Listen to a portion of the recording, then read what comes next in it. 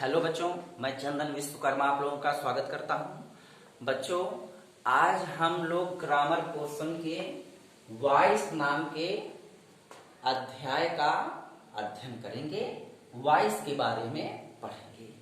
तो सबसे पहले बच्चों आप ये जान लीजिए, वॉइस को हिंदी में वाच्य कहा जाता है। क्या कहा जाता है बच्चों? वाच्य कहा जाता है।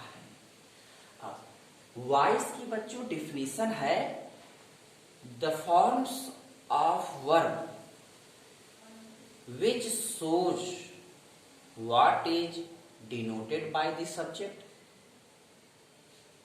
डज समथिंग और has something done to the person और thing denoted by the subject. इसका मतलब बच्चों,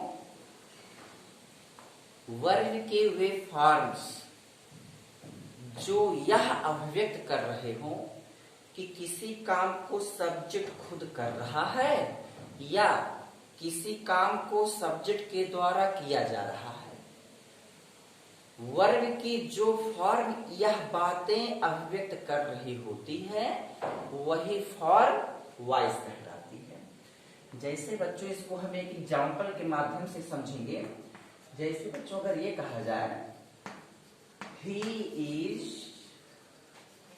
playing cricket, क्या कहा जाए बच्चों? He is playing cricket। तो बच्चों he is playing cricket का मतलब वह क्रिकेट खेल रहा है। तो बच्चों सब्जेक्ट तो यही है, अर्थात यही सब्जेक्ट तो डायरेक्ट इस काम को कर रहा है। तो बच्चों वर्ब की यही फॉर्म क्या कहलाएगी? वॉइस कहलाती है। लेकिन अगर बच्चों हम इसी सेंटेंस को थोड़ा सा दूसरे तरीके से चेंज करके अभिव्यक्त करें, जैसे हम ये कह दें cricket is being played by him.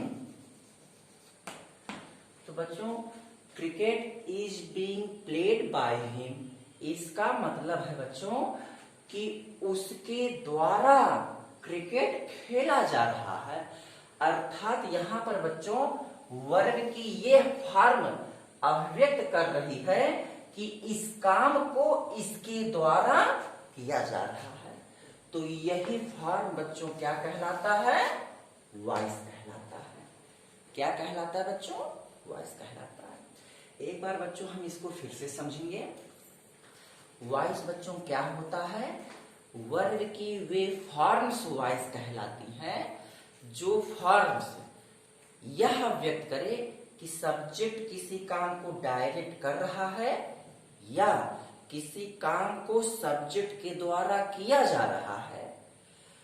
जो फॉर्म्स यही अभिव्यक्त कर रहे होते हैं उन्हीं फॉर्म्स को बच्चों हम वॉइस कहते हैं। तो यहाँ पर बच्चों ये वर्ब की फॉर्म और ये वर्ब की फॉर्म क्या कहलाएंगे? वॉइस कहलाएंगे। ठीक बच्चों, अब इसके बाद इन्हीं एग्जाम्पल के आधार पर इसके क्लासिफिकेशन भी होते हैं, काइंड्स नेम भी होती हैं। इसमें सब्जेक्ट डायरेक्ट इस काम को कर रहा है तो इसका एक टाइप्स हो गया। इसका टाइप्स हो गया बच्चों, पहला टाइप्स हो जाएगा एक्टिव वॉइस। और इसमें इस काम को अर्थात इस ऑब्जेक्ट को सब्जेक्ट के द्वारा किया जा रहा है। तो बच्चों इसमें ऑब्जेक्ट के महत्व है यहाँ पर, तो इसलिए इसे हम कहते हैं पैसिव वॉइस। इसे बच्चों हम क्या कहते हैं? पैसिव वॉइस कहते हैं। तो इस प्रकार से बच्चों वॉइस के क्लासिफिकेशन क्या हुए? वॉइस के टू काइंड्स होते हैं, टू टाइप्स होते हैं। First type name is active voice and second one is passive voice. अब बच्चों हम जानेंगे एक्टिव वॉइस क्या है और पैसिव वॉइस क्या है। तो बच्चों एक्टिव वॉइस की डेफिनेशन है कि a verb is in the active voice when it shows that the subject does something or it is the subject who does something। तो बच्चों एक्टिव वॉइस की डिफिनीशन ये है, इसके अकॉर्डिंग वर्ब की वे फॉर्म एक्टिव वॉइस में होती हैं जो फॉर्म्स यह बतलाए कि सब्जेक्ट किसी काम को डायरेक्ट रूप से कर रहा है, तो उसी फॉर्म को हम क्या कहते हैं, एक्टिव वॉइस। तो जैसे बच्चों यहाँ पर दो एग्जाम्पल है, इसमें से इस काम को सब्जेक्ट कौन कर रहा है, यही सब्जेक्ट ही तो है जो डायरेक्टली इस काम को कर रहा है। तो यह वर्ब की ये फॉर्म क्या कहलाएगी बच्चों, एक्टिव वॉइस कहलाएगी। लेकिन यहां पर आप देखिए, यहां पर इस एग्जाम्पल में सब्जेक्ट इस काम को नहीं कर रहा बच्चों, बल्कि यह दूसरा टाइप्स हो जाएगा। दूसरा टाइप्स बच्चों पैसिव वॉइस। पैसिव वॉइस की डिफिनीशन है, a verb is in the passive voice when it shows that something has done to the person or thing denoted by the subject। इसका मतलब बच्चों कि जब वर्ब की जो फॉर्म यह अभिव्यक्त करे कि किसी काम को सब्जेक्ट के द्वारा किया जा रहा है, तो उसे हम पैसिव वॉइस कहते हैं। तो इस प्रकार से बच्चों सब्जेक्ट यहाँ पर इस काम को कर रहा है तो यह एक्टिव वॉइस हो गया, लेकिन इसमें इस काम को ऑब्जेक्ट के द्वारा किया जा रहा है तो यह क्या हो जाएगा, ये हो जाएगा पैसिव वॉइस हो जाएगा। ठीक है बच्चों, तो ये इस प्रकार से बच्चों वॉइस की डिफिनीशन, वॉइस के क्लासिफिकेशन और इसके क्लासिफिकेशन की डिफिनीशन ये इस प्रकार से रहे। यहां तक बच्चों समझ में आया? ठीक है बच्चों, अब हम अगला चैप्टर पढ़ेंगे, एक्टिव वॉइस के सेंटेंस को पैसिव वॉइस में चेंज करना। अगला चैप्टर में बच्चों क्या पढ़ेंगे, एक्टिव वॉइस वाले सेंटेंस को पैसिव वॉइस वाले सेंटेंस में चेंज करना। तो बच्चों ध्यान से सुनिए जरा, सेंटेंस चाहे जिस किसी भी प्रकार के सेंटेंस में हो या फिर चाहे जिस टेंस में हो, पैसिव वॉइस बनाने के लिए बच्चों हम उसमें सबसे पहले सेंटेंस में 5 की पहचान करते हैं। एक बार फिर से बच्चों सुनिए, दिया गया सेंटेंस चाहे जिस किसी भी प्रकार के सेंटेंस में हो या फिर जिस किसी भी टेंस में हो, उसे पैसिव वॉइस में चेंज करने के लिए हम उसमें 5 चीजों की पहचान करते हैं। बच्चों वे 5 चीजें बहुत ही इजी हैं, हम अक्सर उनकी चर्चा करते हुए आए हैं।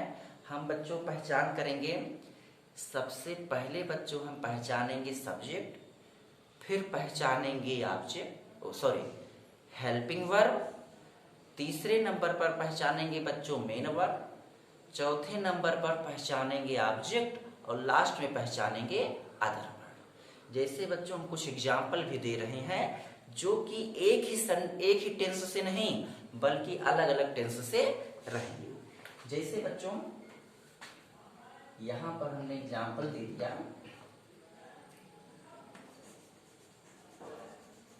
Ram learns his lesson every day। Ram learns his lesson every day. या फिर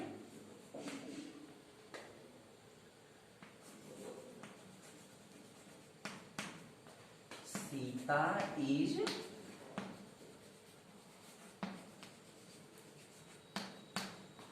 singing a song.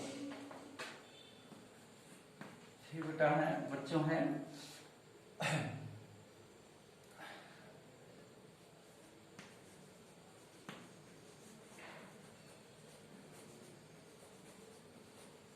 The gardener has water the plants. और नेक्स्ट एग्जाम्पल है बच्चों, मोहन रोट अ लेटर। इतने सेंटेंस का बच्चों हम अध्ययन करते हैं। तो आप बच्चों देखिए, इस आपके सामने बोर्ड पर 4 एग्जाम्पल दिए हैं और ये चारों ही एग्जाम्पल अलग अलग टेंस से बिलोंग कर रहे हैं, एक ही टेंस के नहीं हैं। तो सबसे पहले बच्चों हम क्या करेंगे, इस सेंटेंस में subject, helping verb, main verb, object और अदर वर्ड की पहचान करेंगे। तो बच्चों यहाँ पर सब्जेक्ट कौन है, राम। फिर हेल्पिंग वर्ब, बच्चों इस सेंटेंस में हेल्पिंग वर्ब नहीं आया है, तब हम मेन वर्ब पहचान लेंगे।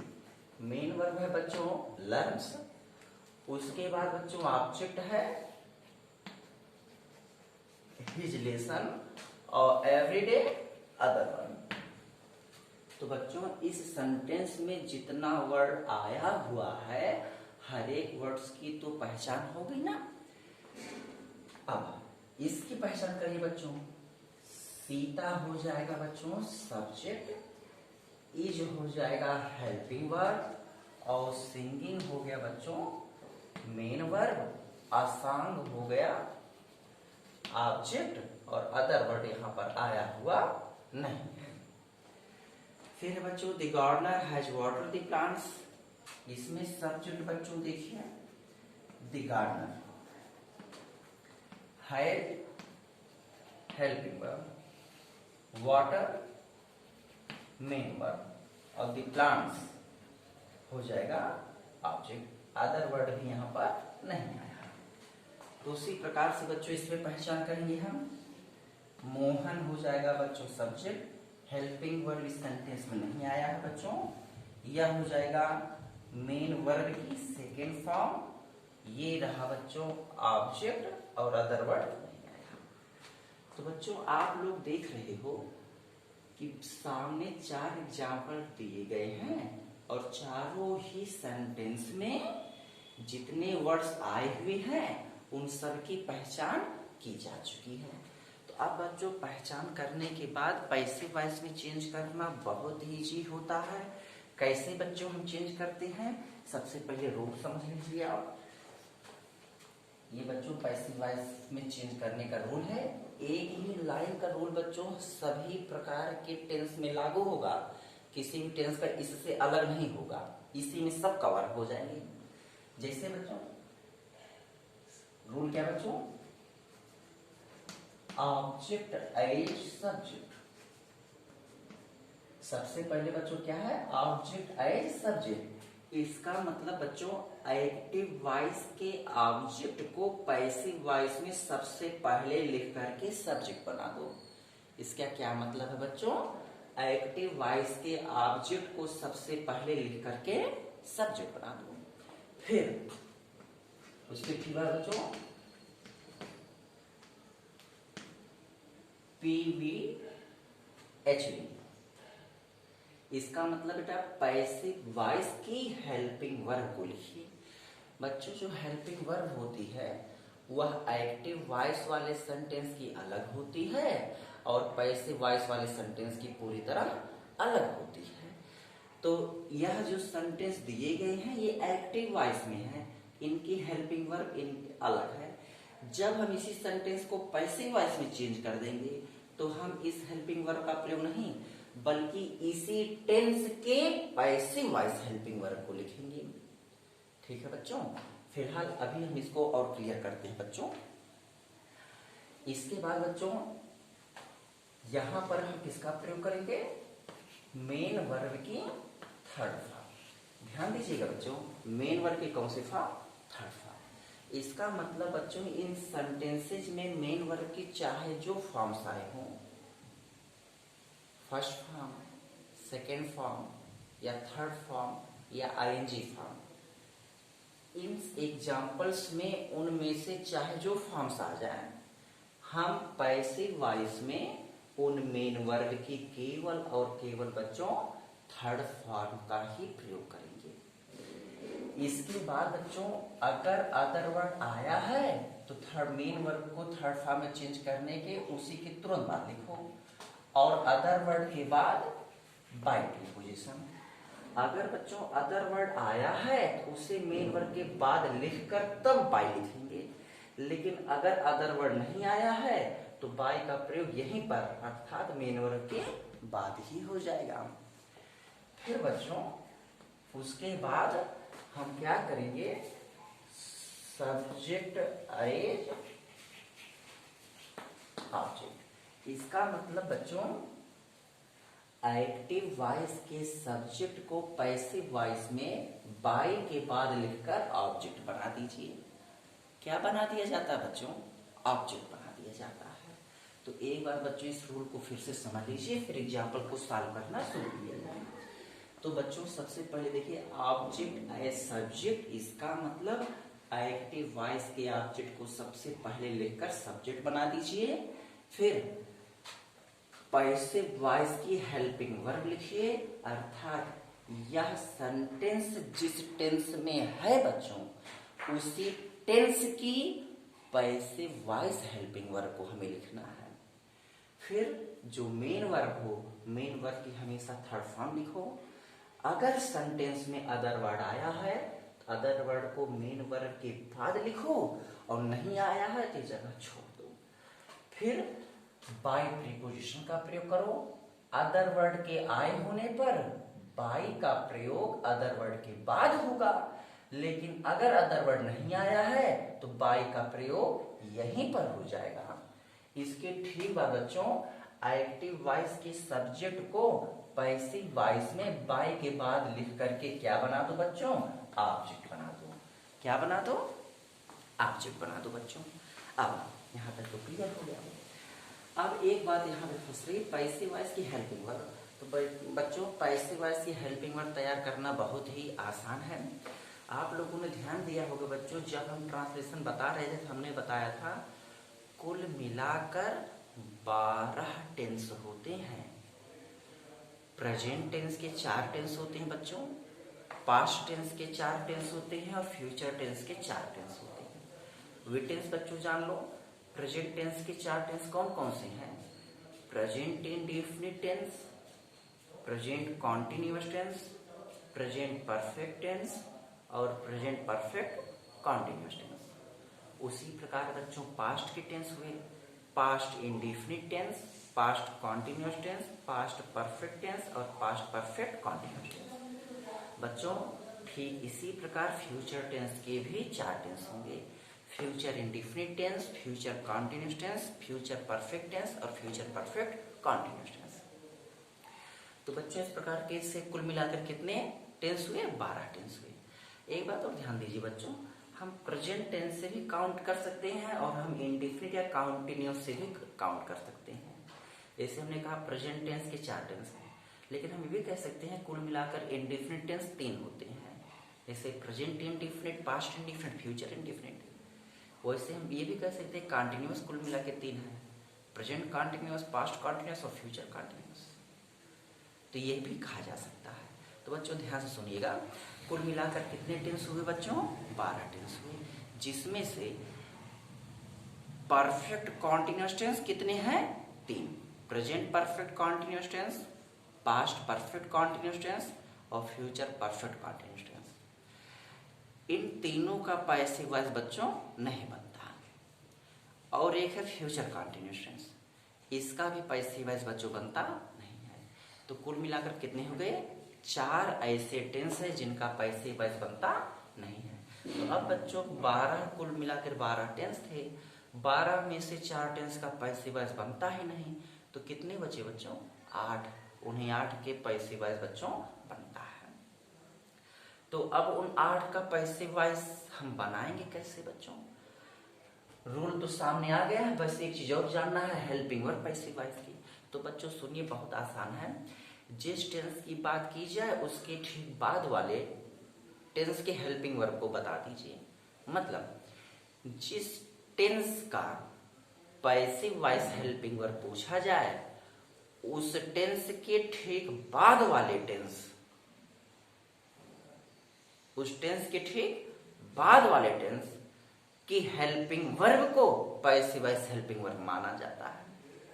जैसे अगर हम बात करें प्रेजेंट इंडेफिनिट टेंस की पैसिव वॉइस हेल्पिंग वर्ब, तो बच्चों प्रेजेंट इंडेफिनिट टेंस के ठीक बाद वाला क्या है? प्रेजेंट इंडेफिनिट के बाद ठीक बाद क्या था बच्चों? Present continuous.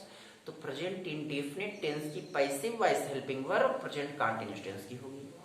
Present continuous tense की हेल्पिंग वर्ब क्या बच्चों? Is, am, are. तो बच्चों यही is, am, are present indefinite tense की पैसिव वॉइस हेल्पिंग वर्ब है।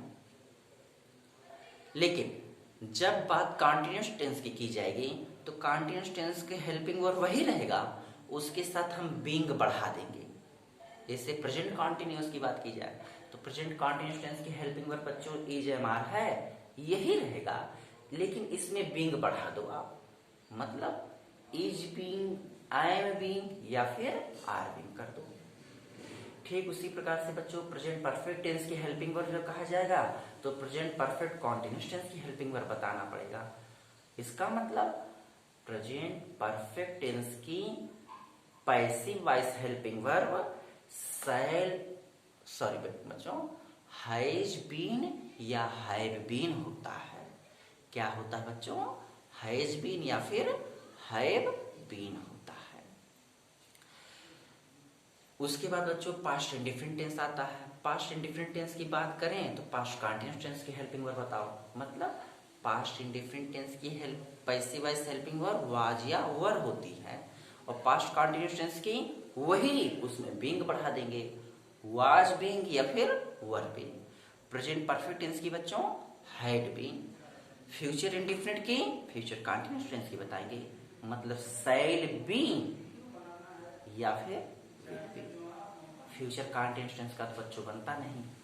फ्यूचर परफेक्ट टेंस के लिए हम शैल हैव बीन या विल हैव बीन बना देंगे।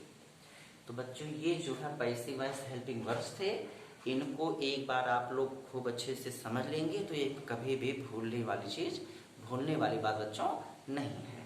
तो अब हम बच्चों इन एग्जाम्पल्स को पैसिव वॉइस चेंज करने जा रहे हैं। आप लोग ध्यान से बच्चों समझिएगा। जैसे बच्चों देखिए, इस सेंटेंस में जितने वर्ड्स आए थे सभी की पहचान तो हो गई। अब रूल कह रहा है कि ऑब्जेक्ट को सबसे पहले लिखकर सब्जेक्ट बना दीजिए। तो बच्चों इस सेंटेंस में ऑब्जेक्ट कौन है? His lesson. हिज लेसन को सबसे पहले लिख देना बच्चों, तो हो जाएगा हिज लेसन। फिर बच्चों टेंस पहचानो। टेंस है बच्चों लर्न। मेन वर्ब की फर्स्ट फॉर्म में एस या एस। बच्चों फर्स्ट फॉर्म में एस या एस तो प्रेजेंट इंडेफिनिट टेंस में आता है। इसका मतलब इस सेंटेंस में कौन सा टेंस है? Present indefinite tense. तो प्रेजेंट इंडेफिनिट टेंस की passive voice helping verb is, am, are में से कोई एक। इसका नंबर देखो बच्चों, लेसन तो सिंगुलर में है, तो सिंगुलर के साथ इज, एम, आर में से क्या लिखा जाता है बच्चों? इज। यहाँ पे हो जाएगा इज। अब बच्चों पैसिव वॉइस हेल्पिंग वर्ब तो आ गया, फिर मेन वर्ब की थर्ड फॉर्म लिखेंगे। मेन वर्ब बच्चों लर्न। लर्न का थर्ड फॉर्म बच्चों होता है, इसी के बाद टी जोड़ दीजिए, मतलब लर्न।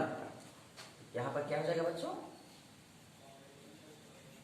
लर्न। थर्ड फॉर्म के बाद अदर वर्ड। अदर वर्ड तो यहां पर है बच्चों एवरीडे, इसे लिखेंगे हम। तो यहां पर क्या हो जाएगा बच्चों?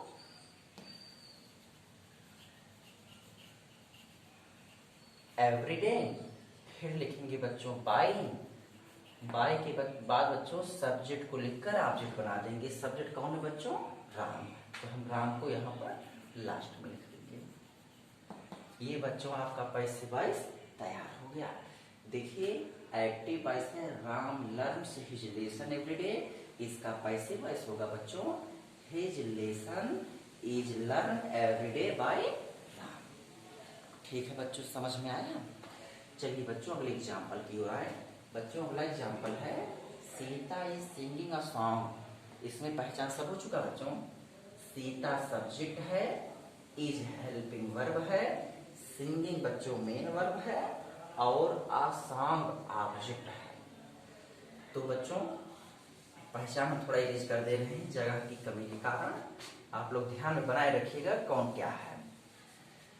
तो बच्चों सबसे पहले क्या कहा गया, ऑब्जेक्ट को सबसे पहले लिख करके क्या बनाना है, सब्जेक्ट। ऑब्जेक्ट कौन है बच्चों, असॉन्ग। असॉन्ग को सबसे पहले आप लिख दो, क्या हो गया, असॉन्ग। फिर टेंस पहचानो बच्चों, यह इज एम आर और आईएनजी प्रेजेंट कंटीन्यूअस टेंस है बच्चों। प्रेजेंट कंटीन्यूअस टेंस वही हेल्पिंग वर्ब बीइंग बढ़ा दो, मतलब इज एम आर ही रहेगा, इसके साथ बीइंग बढ़ जाएगा। बच्चों आसान, ये तो सिंगुलर है, सिंगुलर के साथ इज एम आर में से इज ही लगेगा, मतलब क्या हो जाएगा बच्चों, इज बीइंग। फिर बच्चों मेन वर्ब की थर्ड फॉर्म, मेन वर्ब बच्चों singing. First form sing, second form sang and third form sung। हमें जरूरत है बच्चों थर्ड फॉर्म की, तो थर्ड फॉर्म हो जाएगा sung। उसके पश्चात बच्चों बाय, और अदर वर्ड तो आया नहीं था इसलिए यहाँ पे अदर वर्ड लिखा नहीं गया। फिर बच्चों बाय, बाय के बाद जो सब्जेक्ट है उससे बाय के बाद लिख दीजिए। सब्जेक्ट कौन है बच्चों यहाँ पर, सीता, तो यहाँ पर क्या हो जाएगा, सीता। ये हो गया बच्चों, A song is being sung by Sita. ठीक है बच्चों, चलिए अगले सेंटेंस की तरफ आते बच्चों। अगला एग्जाम्पल बच्चों, the gardener has watered the plants. तो बच्चों इसमें सब पहचान हो के देखिए, सब्जेक्ट कौन है बच्चों, द गार्डनर, हेल्पिंग वर्ब कौन है, हैज, मेन वर्ब कौन है बच्चों, वाटर, और ऑब्जेक्ट कौन है, द प्लांट्स। अदर वर्ड बच्चों यहाँ पर आया हुआ नहीं है।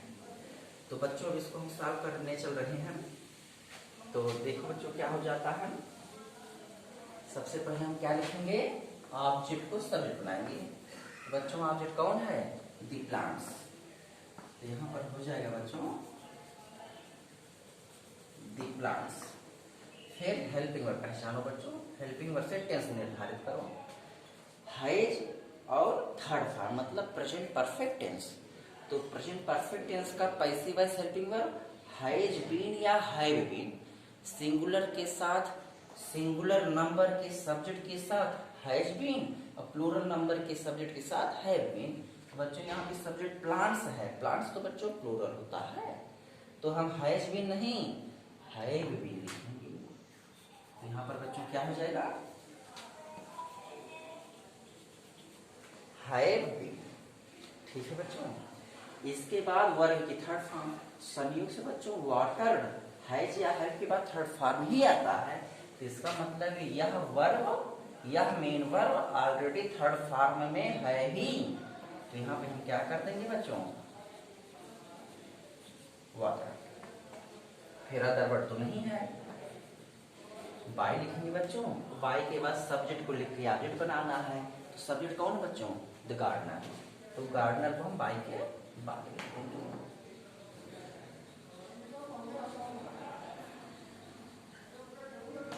ये हो गया बच्चों, the gardener has watered the plants, इसका पैसिव वॉइस होगा the plants have been watered by the gardener. ठीक है बच्चों, चलिए एक लास्ट एग्जांपल बचा बच्चों।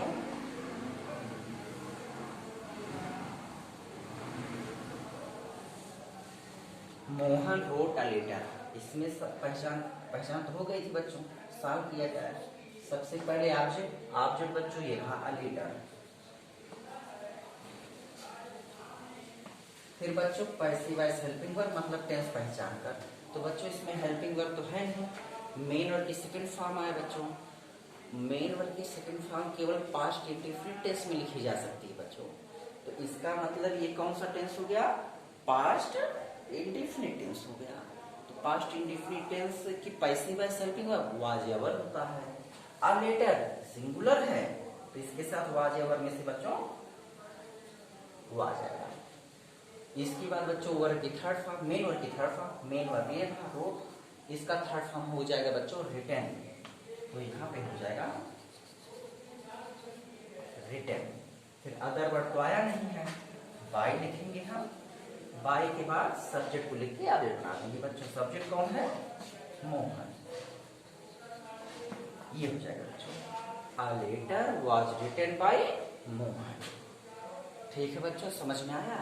तो बच्चों आप देख रहे हैं इसी एक ही लाइन के रूल्स से जितने प्रकार के सेंटेंस जिस किसी भी टेंस से वो बिलोंग कर रहे हो सबको सॉल्व किया जा रहा है। ठीक है बच्चों, इस प्रकार से आप बच्चों प्रैक्टिस करिएगा। आज लगभग हमने अफर्मेटिव सेंटेंस बतलाया है। नेक्स्ट वीडियो में बच्चों हम नेगेटिव और इंट्रोगेटिव सेंटेंस को समझाएंगे। ठीक है बच्चों, धन्यवाद।